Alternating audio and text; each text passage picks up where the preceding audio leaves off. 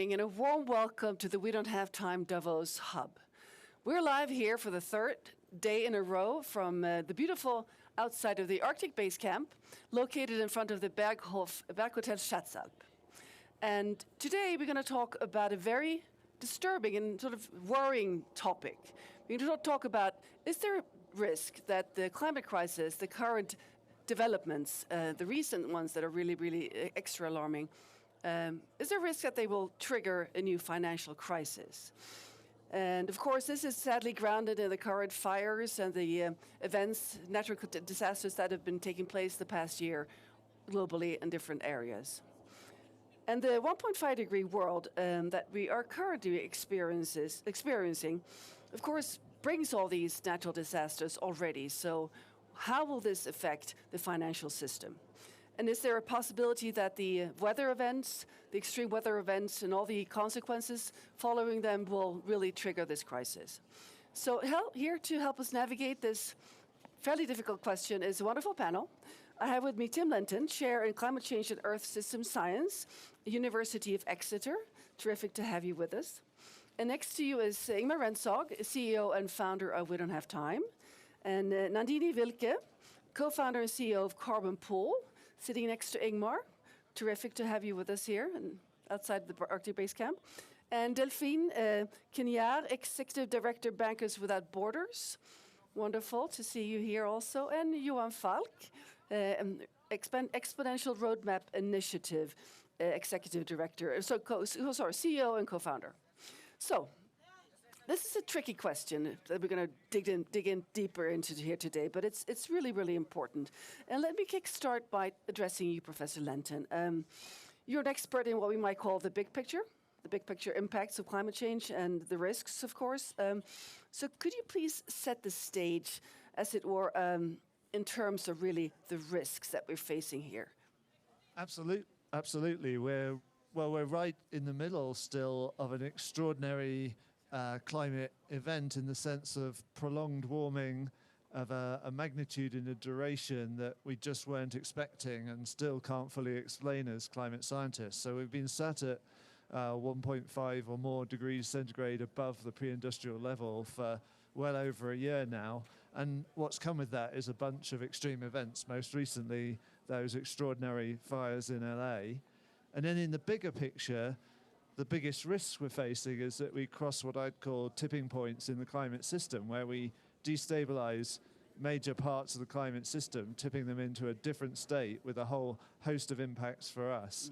And that ranges from committing the loss of major ice sheets and accelerated sea level rise of a magnitude that eventually could total 10 meters, redraw the coastlines of the world, through to much faster responding tipping points like the risk that we tip changes in the circulation of the Atlantic Ocean that will both radically change the seasonality of the climate in around the North Atlantic region, but also could seriously disrupt the monsoons in the tropics, causing humanitarian crises. And then in between that, you've got the biosphere. You've got major tipping point risks to major ecosystems like the Amazon rainforest or the coral reefs in the tropics that 500 million people depend on for their livelihoods.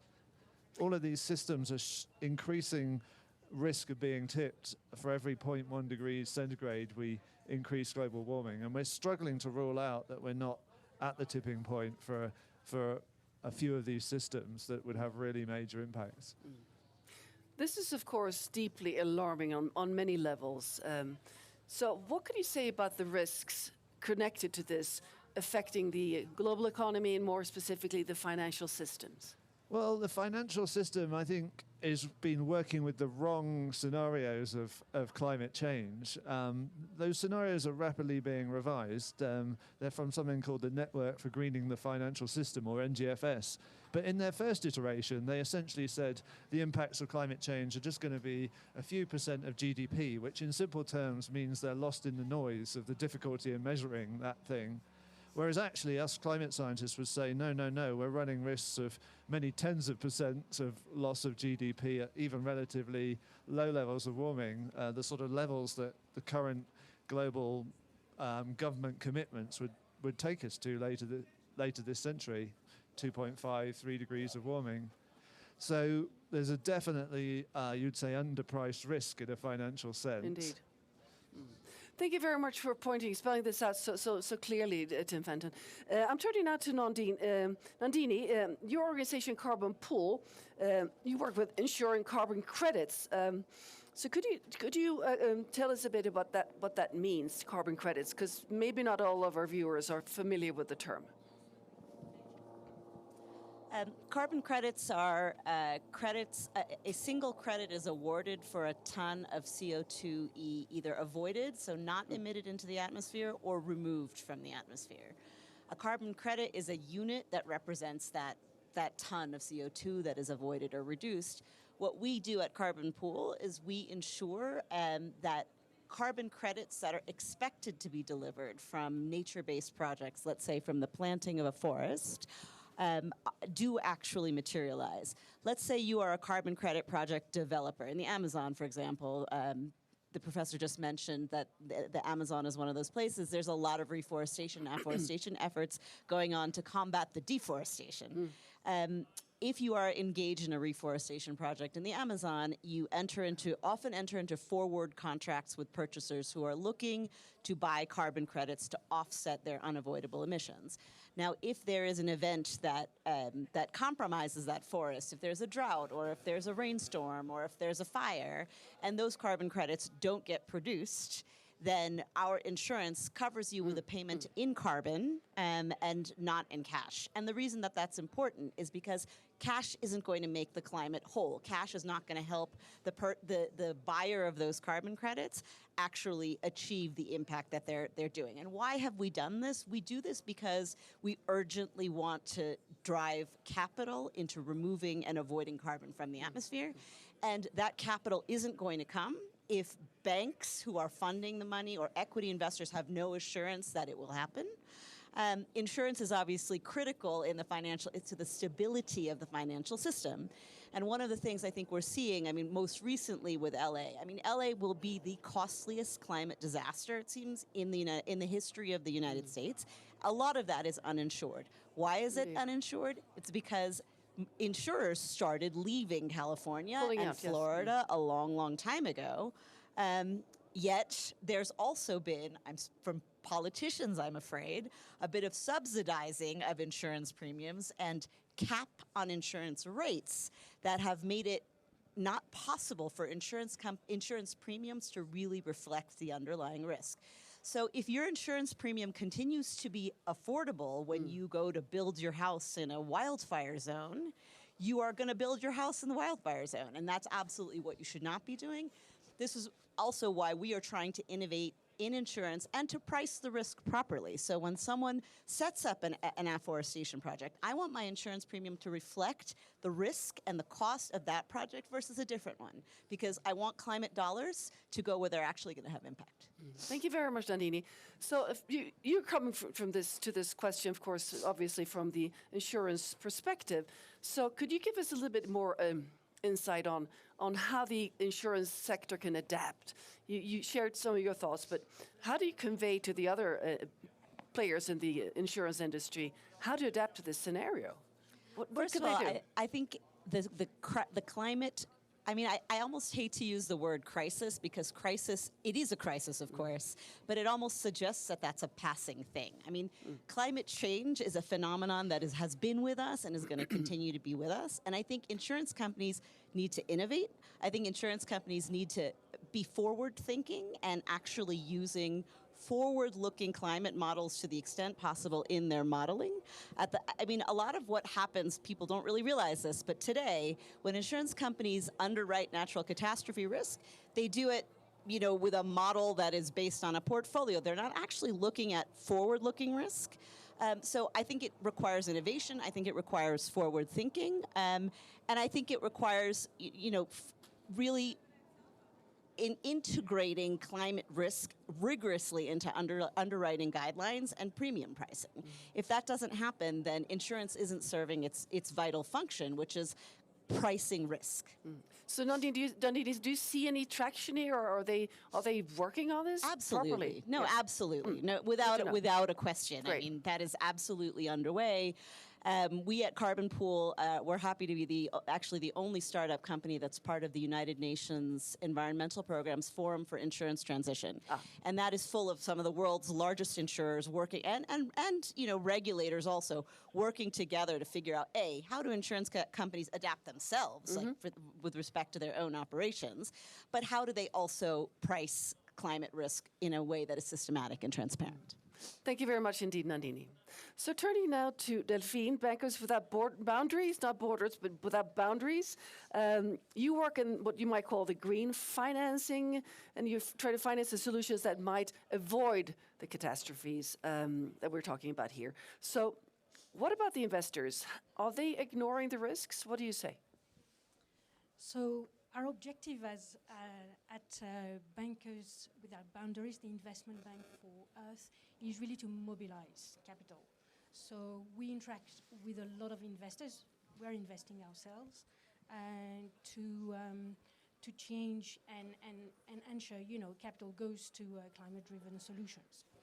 So we do see a lot of awareness actually coming from investors, so that's the really positive things, a lot of collaboration. However, there are still a lot of investors who are overlooking the issues, and in all fairness, it's also because the issues are very complex. Assessing transition risk, we've just talked about a little bit about that, the impact of physical risks on your portfolio, assessing the potential future regulatory changes is very difficult. And climate requires long-term solutions, whereas when you're investing, you need to get a sense of your return, and if possible, as soon as possible. So we're working with a range of investors. You can't just say the investors. There are lots of different sort of strategies. You've got short-term people who can invest, I don't know, in VC tech. You have long-term investors who maybe can think a little more in terms of patient capital. So we see a lot of things. We can see there is still a lot to do, and many investors still overlooking the risk. And this is why actually we think our work is fascinating, because there is a lot to do to build capacity here. So thank you very much, Delphine. Another question to you is, of course, we need to know all these catastrophes.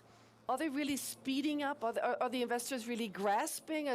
Sometimes we say that you need more disasters for things to really kickstart in people's minds to work out how fast they really need to move. So the later events here, the LA fires and also the massive floods in Europe and other continents, is there a heightened risk awareness among the financing sector here, players? There is definitely a heightened risk, but a lot of things are being done as well. Via stress testing, disclosure, and also ESG integration. The problem is you don't have enough money going towards prevention and building resilience. I think there is only 1% of the funds going towards climate adaptation right now. So this is why we think it's quite crucial to really advocate the development of solutions. We've just created an adaptation center of excellence, if you want, to make sure that we sort of act as a catalyst for moving capital towards these type of needs. Well, thank you very much, Delphine. This is important work you're doing, indeed. So turning now to Johan Falk, CEO of Exponential Roadmap Initiative. You bring together businesses and innovators that want to have their missions, commit to having their missions before 2030. So Johan, from where you sit, what big changes need to happen in the finance sector in the world to really avoid the financial chaos that might happen if we do not act accordingly? What needs to happen? Yeah, the companies we bring together, as you said, are the absolute frontline companies. And they actually deliver on having by 2030 a high number of them is actually transforming their value chain according to the carbon law, what was announced 2018. I think that we would need to have emissions every decade from 2020 to have an opportunity to stay within the 1.5. So they are on course. They will stay on course. So I think that is just a really important message. They will not change. Now, It doesn't matter who's in the White House. That's what you're saying, basically. Exactly, Yeah. yes. They will stay on course, they will implement, yes. Now, and we shouldn't be too distracted by that. No. That's just a key message, okay? Now, we are about 5 years behind. We should have started the halving by 2020, basically. And one reason for that is that we haven't scaled up the solutions sufficiently fast in order to shift out the fossil economy. They need to follow this exponential pathway, and we know that solutions scale slowly in the beginning, and then they reach tipping point. Suddenly start to scale very, very fast. So that is one of the key challenges. We are not scaling sufficiently fast, but we might come to a point where we are bending the curve, which I think is a tremendous opportunity pretty soon. And then we, of course, have a big debt of 5 or 6 years that we have to address, which increase the risks tremendously. Now, in terms of the finance system, well, we need, of course, to shift finance to transforming value chains. All our companies are working on basically in the direction of moving towards net zero value chains, where we basically phase out all fossil fuel, reduced by 90%, and also shift finance towards scaling up climate solutions exponentially, and avoid new investments in fossil investments, so completely stop that. So that is what needs to happen. Thank you very much, Johan Falk. Ingmar Rentzhog, turning now to you. I mean, before you started We Don't Have Time, you worked in the financial sector with communications, and having listened to these experts here talking about the risks connected to the financial sector, connected to the climate risks, what are your thoughts from a communicating perspective? I think it becomes more and more clear, and especially when you hear someone with deep knowledge in the insurance industry, the climate crisis will become a financial crisis. That has been discussed long time in climate. We have all talked about stranded assets. So everyone, I mean, a financial crisis never starts as you expect. It's always a black or green swan. So what everyone has been talking about is that the government will regulate the fossil fuel asset. And if they do that, all the oil companies with findings will be underfinanced, will be bankrupt status, because if they are not allowed to extract the fossil, they have bank loans and stuff, and that will cause a big financial crisis. That doesn't seem to happen, because we have board leaders saying that baby drill and those things. But what is going to happen very soon, I believe, is the financial crisis, next financial crisis will be started in insurance, driven by or non-insurance, that we can't insure properties because they're going to burn up, etc. And this is hidden exactly as the subprime crisis. It was hidden until it's not hidden anymore. And when your real estate is not possible to insure anymore, or super expensive to insure, that will reflect the value. It will go down, and you always have a loan investment in a real estate, and that can trigger a global financial crisis. And this is a double-edged sword, because our governments or political system is not driven by science. It's not reacting on science. They ignore what you're talking about. Professor, but our world leaders, if they don't handle the economy, they will be out. Just look at Liz Truss in UK. She didn't handle it that well. She was out. Donald Trump is up for a ride, because those fires in Los Angeles, maybe that's not the starting point, but it will become soon something else that will be the starting point. I think actually this is the starting point. We just don't know the time frame of how it's going to play out. Thank you, Ingmar. Nandini, do you agree here that the insurance business will be the sort of the setting off the crisis? Well, I don't know if it'll set off the crisis, but it'll be a strong predictor of the crisis that is about to come. But yeah, I mean, it is, to me, it's what Ingmar just said is an entirely plausible scenario. You know, I started my career as a commercial real estate lawyer buying and selling large buildings, and every single one of those big buildings has a gigantic loan on it, right? Indeed. And that is indeed a way that you will see that crisis spreading. But I think one thing is really important, which is that policymakers cannot artificially subsidize any longer the cost of insurance. I mean, that has been, what has happened, the reason people still have insurance in places that are commercially uninsurable is because the state has propped up insurance, has offered insurance through last resort schemes. And that makes it seem as though something is insurable when it really shouldn't be. That is a policy choice. That's a political decision. And that's a decision that really shouldn't be made anymore. And someday, soon, I think somebody's going to say, oh, we can't do that anymore, or else we, the state of California, might be bankrupt. Like, we can't do that. And a lot of the coastlines, wealthy communities in Florida, for instance, that's absolutely not a good place to insure your property, huh?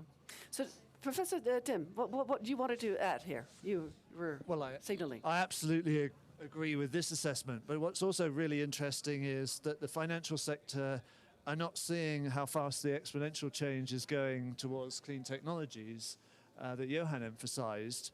So they've got too much money, for example, invested in oil, in car companies that are still the ones that are still more committed to petrol and diesel vehicles, or in the infrastructure associated with that. There's actually a huge financial opportunity in the transformation, because all of our models suggest that we're going to get growth in the real economy that's faster and produces better jobs in transitioning the energy system. But what will also happen is great tumultuous change, because as, for example, we have the exponential uptake of electric vehicles, there'll also be an exponential decline of gas stations, as they're called in the US. It'll become a real nuisance to own a petrol or diesel car, because you won't be able to get it serviced or fueled. So there's a lot of, at the moment, shall we say, expectation that people are invested in oil that they think is going to be sold at some point in the future. But actually the tipping point here to electrifying transport, we think, is going so fast that it's going to strand a large amount of fossil fuel asset, large being in the many trillions, and it depends how fast we go. That asset is currently basically held by a number of actors, but a significant chunk of it will be held by pension funds, according to the analysis I and my colleagues have done. Now, the pension funds can shift their asset holdings if they're smart, but right now they're exposed to a very big risk, and all the other actors that are kind of holding that expectation of future profit from oil, when the major market for oil, which is road transport, is in my view going to evaporate a lot faster than the market thinks it will. You might call this sleepwalking in terms of financial risk. Do you have any other examples of financial sleepwalking in this time of age that you would like to add? Anybody? So I guess obviously, if you are an asset owner and you've got fossil fuel companies and not doing anything about it, is one example. But I'd like to come back on this idea that, change needs to happen. The question, I think everyone understands where the risks come from and what needs to be done, but it's very difficult. Talking about insurance, they've got sticky portfolios. They are heavily invested in government bonds, not particularly, fossil fuel companies necessary. So for them to have an impact on their portfolio, they need to gradually change their asset allocation, and where they are marginally going to invest and then progressively green their existing portfolio. And it's complicated. It's not something you can do overnight. It creates a lot of costs. The one thing that is important is to think on the other side, what can they do? So they can invest in resilience. They can give the right instructions to asset managers. They can try to find financial innovation and solutions where they become an actor of of helping out. So, for instance, if we talk about insurance, they could issue catastrophic bonds. They could get involved in blended finance solution, de-risking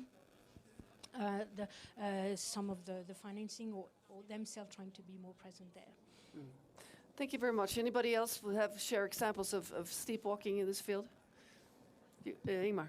I think what Johan and also you were mentioning, there's a lot of examples where financial assets or businesses has quickly gone out of business because of things are evolving fast. This is this famous quote from a telecom company, Nokia. We did nothing wrong. But do anyone here have a Nokia phone? Obviously, they did something wrong. They thought that the market will just keep going exactly as how they were performing good. But things are changing, and if you don't see the change in the green transition, you're blind. But many people are still blind. Many people are trying to, keep hold of the yesterday, but the yesterday is not the future.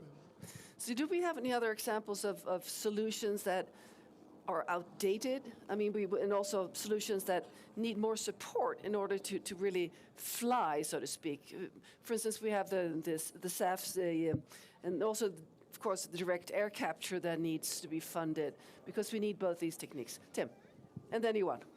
I can speak a little bit to that because we've been modeling with the best data we can get hold of the transition or the opportunity for transformation in key sectors. There's certainly opportunity to go a lot faster, probably in all the major sectors, even in transforming to renewable energy. There's still scope to, although it's already exponential, there's still scope to go faster. What we find when we model this out is if governments and leaders, some of them at least, have the courage to put in place the kind of policies that say, we're going to phase in the clean technology. You're, for example, not going to be able to sell petrol and diesel cars in our market after Legislation 2035. that you're saying, yeah, mandates we would call them. Phase-in mandates, which are also phase-out mandates for fossil fuels. Those are the most powerful policies to stimulate innovation and bring forward what are these important reinforcing feedbacks that Johan touched on, that the more solar panels or electric batteries we make, the cheaper they get and the better they get. That will also be true for things called electrolyzers, which are used to use electricity to split water to make green hydrogen. That's also true for heat pumps and their installation to electrify building heating and cooling.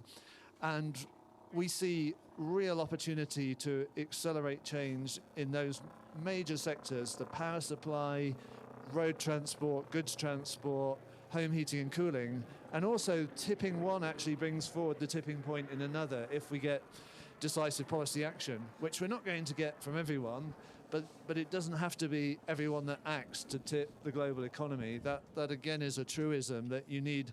Once a certain fraction of the market is tipping to the new technology, even those who don't want to follow will ultimately be forced to follow. It's like a positive domino effect. Exactly. I call it a positive tipping cascade, and I'm calling to policymakers with clear recommendations. These are the policies that will be most effective to bring that forward. But for sure, the financial sector needs to be paying attention as that positive tipping cascade starts to happen, because you want to be shifting your investments quickly to be with the solutions, not with the old regime. And this could be really fast things. I mean, it could really fast transition. Yeah. We've seen Norway as just a small market, but tip its market from petrol and diesel cars to electric cars within a decade. We've seen the UK shut down coal burning, which was 40% of its power supply, in less than a decade. We've seen countries like Namibia in 4 years go from 0% solar electricity to 25%. Uruguay, 0 to nearly 40% wind power in 5 years. This stuff happens fast. Inspiring. Johan, and then Nandini, please. Johan.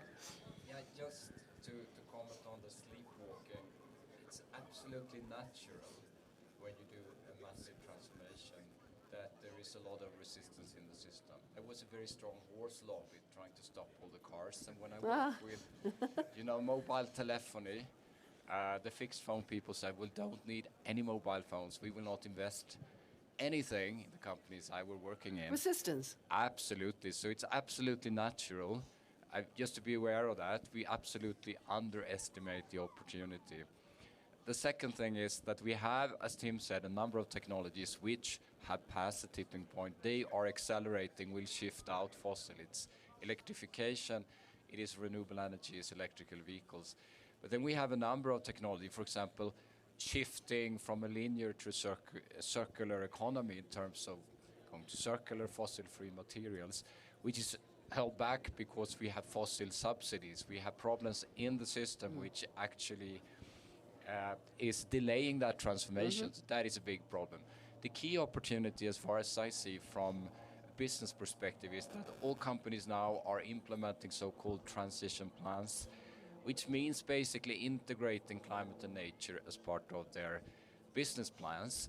And they need to show that when we're transforming the economy, that they have an opportunity not only to stay in business, but actually to grow their business.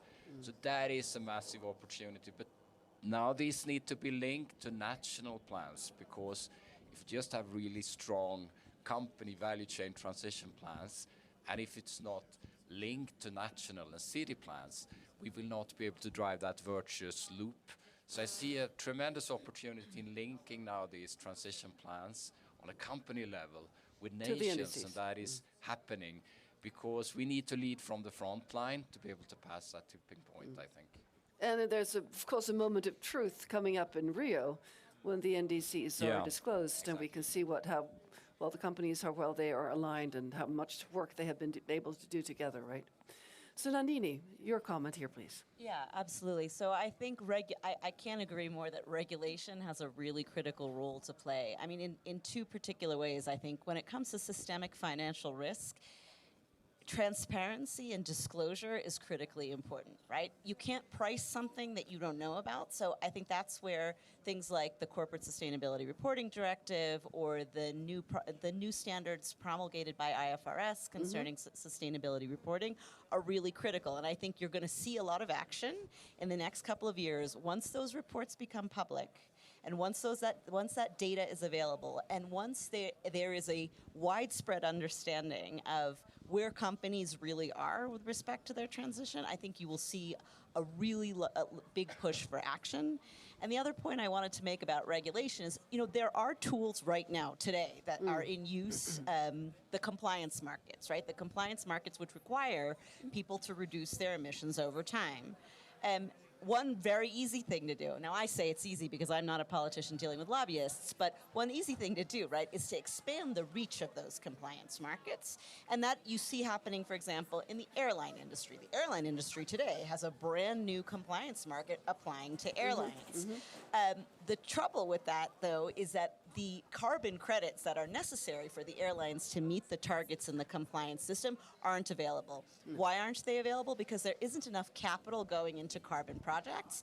And you did also mention direct air capture, and I just want to say, I mean, I am all for investing in every possible solution, but I think it's really important to acknowledge publicly and loudly that there is no other solution, there's no better solution at scale today for removing carbon from the atmosphere than trees, than nature, and protecting nature and enhancing nature. Growing, reforesting, it's a proven technique. Exactly. It's proven. It's been proven for centuries, and it works. So what I would love to see is much more support for policymakers in making industries part of compliance schemes, allowing carbon offsets from the voluntary market into those compliance schemes so that there is a demand signal, so that lenders finance those projects, so that insurers develop the capacity to insure those projects. I mean, it is a crisis. Sorry,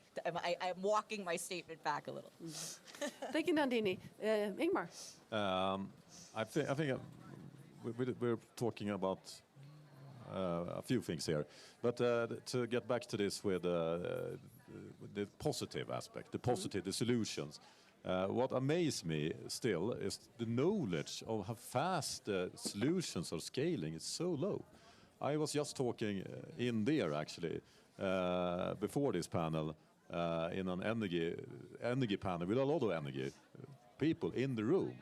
And I asked them the same question I ask in many audiences. No one knows the answer almost. And that is a very simple question. How big of the energy mix last year of the global electric energy production was fossil-free? It was 40%. And people are expecting much lower numbers. And 40%, that's almost 50%. And once you have a new technology going past 50%, I mean, it's going to speed up, and it's not, the old technology is going to be phased out. And so that's very positive. And I also just add another positive thing. We had on the same event, there were actually the previous head of energy department in the US. She was fired 2 days ago. 2 days ago. So she said that I can say anything I want. And I'm a little bit skeptic with those US people. Sorry for offending if there's some US people here. Because they are always, Trump will not want, they are going to be able to change the green transition, will not be able to kill the US Inflation Act because we want to keep doing it. I'm skeptic about that because it's a lot of wishful thinking. You say something and hope it becomes true because that is how you think you can influence things. I don't believe that. But when a head of the energy department in the US is saying, I can say exactly what I want, and I have a lot of no-nos, I know the new people appointed. US is going to stay on track in the green transition internally. It will not be big chances. People, I mean, even if you have drill, baby, drill, who will drill? There's not just a demand for it. So that's very positive, I would say, and that will also change the finance of the whole thing. Thank you. So a final question here in terms of policies and legislation and business world, the business world. Do you see a divide here? I mean, sort of between the political leaders, and I mean, for sure we do in some countries, but how do we bridge this divide? Is science enough, or do we need more communicators like Ingmar? Do we need what do we need to? If first of all, is there describe the divide, and do we need to bridge it, and how? I'm happy to take this one. Please There is a divide, definitely, because governments tend to be policy-led in their actions, whereas typically investors are going to look at market failures. And therefore, it's a completely different perspective. And this is why we need to reconcile that, and I think you touch upon that, you know, making sure we align the NDC's objectives to the individual transition plans of investors. When we are working actually on projects, particularly in emerging markets, but we do the same actually in developed countries, we try to match the public entities who are really involved in the solutions and combine that with the investors' objectives. And that's very, very important. For instance, if you work in Africa and you can work on strictly private projects, but if you do work with governments on government-aligned projects, you go twice quicker. And maybe twice is not even the number. So this is very, very important to have, to break, if you want, the divide between public money, private money, and make people work together. Now, how do you do that? Yes, maybe a little bit of policy, but now it's about practicalities. So you've got lots of other actors who can come in and help with that. Philanthropy is one, catalytic capital, investors thinking about de-risking structures, asking public entities to come, de-risk investments so that private investors are much more comfortable with the overall structure. So yes, there is a divide, but there are also some people working on, breaching this kind of misunderstanding, if you want, and building capacity around it. Excellent. One last intervention here from Tim, then I need to round up this panel. I think there's potential for great alignment between policy and business, but what business needs is a very clear and unwavering signal from policy when it makes a regulation that we're going to go with the change. Business needs to know that policy is not going to change its mind sometime later, because essentially this great transformation we're talking about has quite a lot of upfront capital cost. You've got to retool from your combustion engines to your electric vehicles manufacturing plant or whatever. But once you're committed, you're in a great place. You're making a lot of money in the exponential growth of the new technology, but uncertainty from the regulator, from government, that's your real big enemy. So what we need is leaders and government systems with the courage and the kind of fixity to stick with setting a clear framework. This is the trajectory we're going to follow. And then businesses and finance is all for it. I mean, they've still got to raise the capital, but they know that there's great gains in the change. Great gains in the change. That's a wonderful final word here for this panel.